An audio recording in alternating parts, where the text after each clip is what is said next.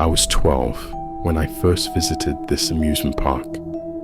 It had been abandoned for over a decade, left to rot after a tragic accident on the Ferris wheel.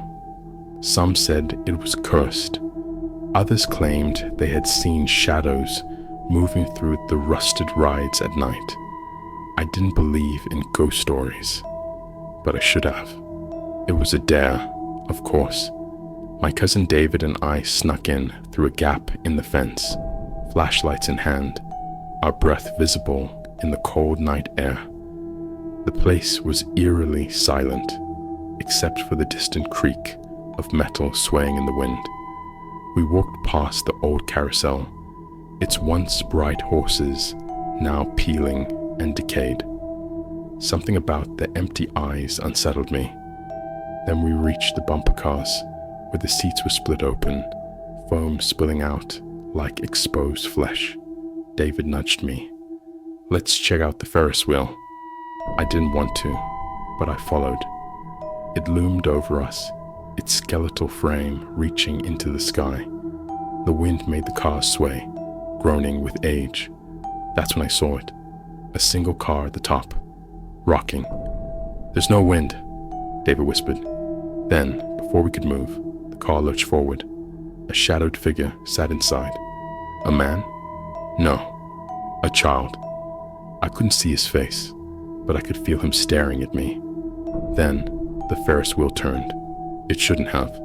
There was no power, no one to operate it, but it moved, creaking, bringing the lone car closer to the ground.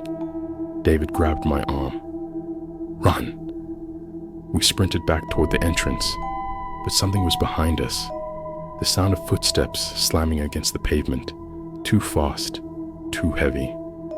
Then I heard the laughter, high-pitched, hollow, wrong. I made the mistake of looking back. The figure from the Ferris wheel was running toward us, arms stretched unnaturally long, face a blur of darkness. I didn't scream. I couldn't. We scrambled through the gap in the fence, tearing our clothes on the rusted wire. The moment we were out, the laughter stopped. I turned back. The park was silent. No shadow, no movement. Just the Ferris wheel, still and lifeless. The next day, I looked up at the old accident. In 1991, a boy had fallen from the Ferris wheel, seat number 6. And last night, that was the car that had been rocking.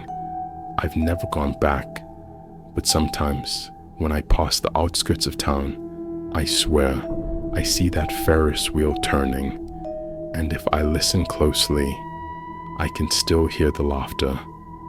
Thank you for tuning in. I hope you enjoyed this story, and if you did, please consider following. Let me know in the comments if you ever experienced something similar.